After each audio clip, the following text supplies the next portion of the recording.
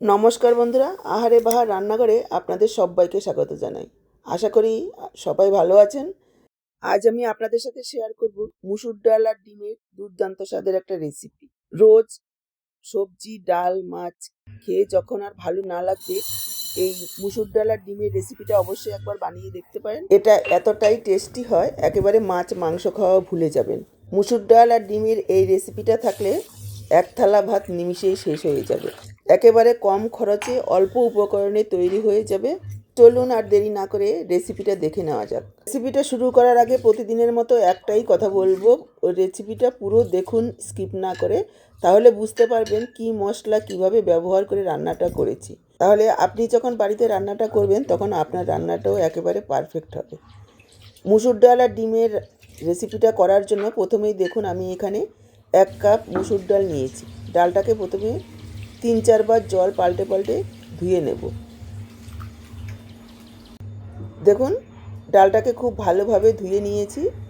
এবার gas on করে একটা ফ্রাই প্যান বসিয়ে দিয়েছি, আর এর মধ্যে দিয়ে দিলাম প্রায় 1/2 লিটার পরিমাণ জল, দিয়ে দিলাম 1/2 চা চামচ পরিমাণ লবণ আর সামান্য একটু হলুদ গুঁড়ো। এবার ধুয়ে রাখা ডালটা দিয়ে দেব। ডালটাকে প্রথমে আমরা সেদ্ধ করে নেব, তবে জলের পরিমাণটা এখানে একটু মেপেই দিতে হবে, যাতে খুব বেশি জল না হয়ে যায়। এখানে আমি 1 কাপ পরিমাণ ডাল দিয়েছি, তার ডবল জল দিয়েছি। এই জলেই পুরোপুরি সেদ্ধ হয়ে যাবে। আপনারা ডাল যতটা নেবেন, যে বাটি অথবা কাপে মেপে নেবেন, সেই বাটি অথবা কাপে মেপেই ডবল জল দিয়ে দেবেন, তাহলেই হয়ে যাবে। এবার মিডিয়াম আঁচে 5 থেকে 6 মিনিট সেদ্ধ করলে ডালটা পুরোপুরি সেদ্ধ হয়ে যাবে। মুসুর ডাল সেদ্ধ হতে খুব বেশি সময় লাগে না। দেখুন উপরে অনেকটাই ফেনা উঠেছে, এই ফেনাটাকে কেটে ফেলে দেবো, কেননা এটা আমাদের শরীরের জন্য ভালো নয়। আপনারা চাইলে প্রেসার কুকারেও সেদ্ধ করে নিতে পারেন, তবে মুসুর ডাল সেদ্ধ হতে খুব একটা বেশি সময় লাগে না। যে কোনো কড়াই অথবা প্যানে সেদ্ধ করে নিলেই ভালো হবে। ডালটা সেদ্ধ হতে হতে এদিকে দেখুন 2টো মিডিয়াম সাইজের পেঁয়াজ নিয়েছি, আর নিয়েছি একটা টমেটো বড় সাইজের। এবার পেঁয়াজগুলোকে এইভাবে একটু পাতলা পাতলা করে কেটে নেব। দর্শক বন্ধুরা, আজকের পুরো ভিডিওটা দেখে কেমন লাগলো কমেন্টে জানাতে কিন্তু একদম ভুলবেন না। ভালো লাগলে অবশ্যই একটা লাইক করে ভিডিওটাকে শেয়ার করে দেবেন। ইউটিউব থেকে যদি নতুন দেখছেন চ্যানেলটাকে সাবস্ক্রাইব করবেন, এইরকমই ঘরোয়া দারুণ টেস্টি সহজ রেসিপিগুলো পাওয়ার জন্য। ফেসবুক পেজ থেকে দেখে থাকলে পেজটাকে ফলো করবেন। পেঁয়াজ টমেটোগুলোকে কেটে নিয়েছি, আর এদিকে দেখুন ডালটাও পুরোপুরি সেদ্ধ হয়ে গেছে। ডালের মধ্যে যে জলের ভাবটা রয়েছে সেটা শুকিয়ে নেব। যেই পরিমাণে জল রয়েছে 1 মিনিট মতো নাড়াচাড়া করলেই খুব সুন্দরভাবে শুকিয়ে যাবে। দেখুন 1 মিনিট মতো নাড়াচাড়া করেছি, জলটা শুকিয়ে গেছে। এবার মাঝখানটা এভাবে একটু ফাঁকা করে নেব, আর দিয়ে দেব একটু তেল। দেখুন 2 চা চামচ পরিমাণ সর্ষের তেল দিয়েছি। এই রান্নাটা কিন্তু সর্ষের তেলেই করার চেষ্টা করবেন, এতে টেস্টটা ভালো আসবে। তেল গরম হয়ে যাওয়ার পর দেখুন দিয়ে দিলাম 3টে ডিম ভেঙে। ডিমের পরিমাণটা আপনারা চাইলে কম বেশি করতে পারেন, চাইলে একটা ডিম দিয়েও করতে পারেন, চাইলে 4টে ডিম দিয়েও করতে পারবেন। এবার ডিমের মধ্যে দিয়ে দিলাম একটু লবণ। মনে রাখবেন ডাল সেদ্ধ করার সময়ও লবণ দিয়েছি, সে কথা মাথায় রেখেই লবণ দিতে হবে। তারপর ডিমটাকে এইভাবে একটু ভেজে নেব। দেখুন ডিমটাকে হালকা ভেজে নিয়েছি, এবার ডালের সাথে মিশিয়ে দিচ্ছি। ডালের সাথে মেশাবো, আর ডালের যে জল ভাবটা রয়েছে একেবারে শুকিয়ে নেব। আর এভাবে নাড়াচাড়া করে জলটা শুকাবে, আর ডাল আর ডিমটা একসঙ্গে আরও কিছুক্ষণ খুব ভালোভাবে ভাজা হবে। দেখুন আরও 2 মিনিট মতো আমি এইভাবে নাড়াচাড়া করে ভেজে নিয়েছি। দেখেই বুঝতে পারছেন একেবারে ঝুরঝুরে হয়ে গেছে, কোনো রকম জলের ভাব নেই। এভাবেই ঝুরঝুরে করে ভেজে নিতে হবে। এবার একটা প্লেটে ঢেলে রাখবো। প্লেটে ঢেলে নিয়ে ওই ফ্রাই প্যানে দিয়ে দিচ্ছি আরও একটু সর্ষের তেল। আপনারা চাইলে আলাদা কড়াতেও করতে পারেন। তেল গরম হয়ে গেলে দিয়ে দিলাম 4টে শুকনো লঙ্কা। শুকনো লঙ্কাটা আপনারা ঝাল বুঝে যোগ করবেন। আর একটা গোটা রসুন দেখুন দিয়ে দিলাম, লালচে করে ভেজে নেব। দেখুন একেবারে লাল করে ভেজে নিয়েছি, এবার তুলে রাখছি। বাকি যে তেলটা রয়েছে তার মধ্যে দিয়ে দিলাম কুচনো পেঁয়াজ। পেঁয়াজগুলোকে একেবারে লালচে করে ভেজে নেব।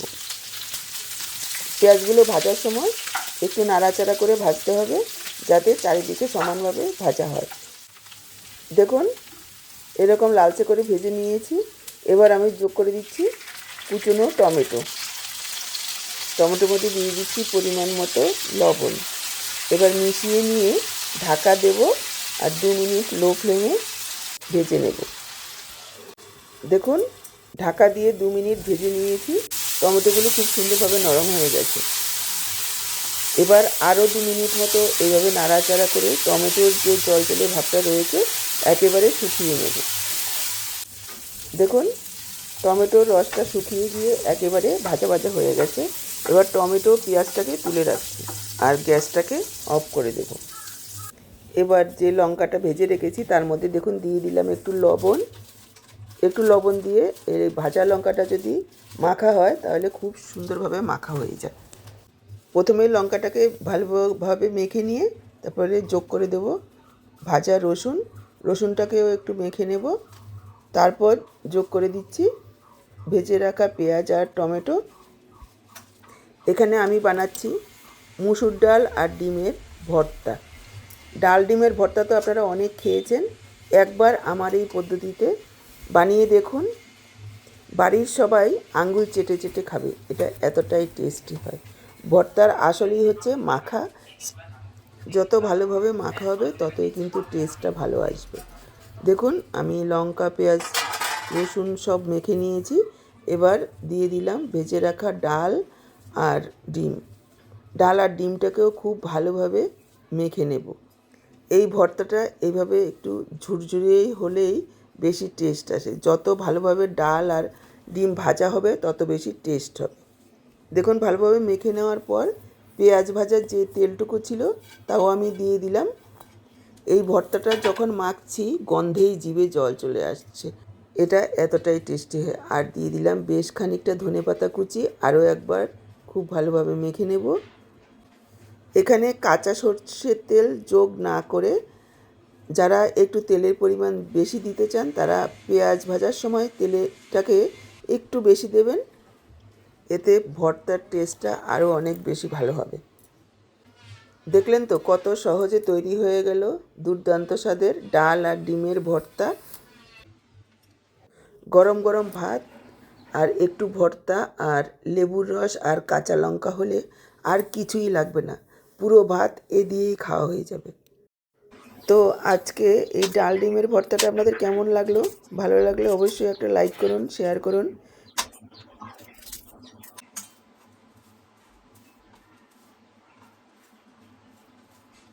ইউটিউব থেকে নতুন দেখলে চ্যানেলটাকে সাবস্ক্রাইব করুন, আর ফেসবুক পেজ থেকে দেখে থাকলে পেজটাকে ফলো করুন। আজকে এই পর্যন্ত, আবার দেখা হবে নতুন কোনো রেসিপির সাথে।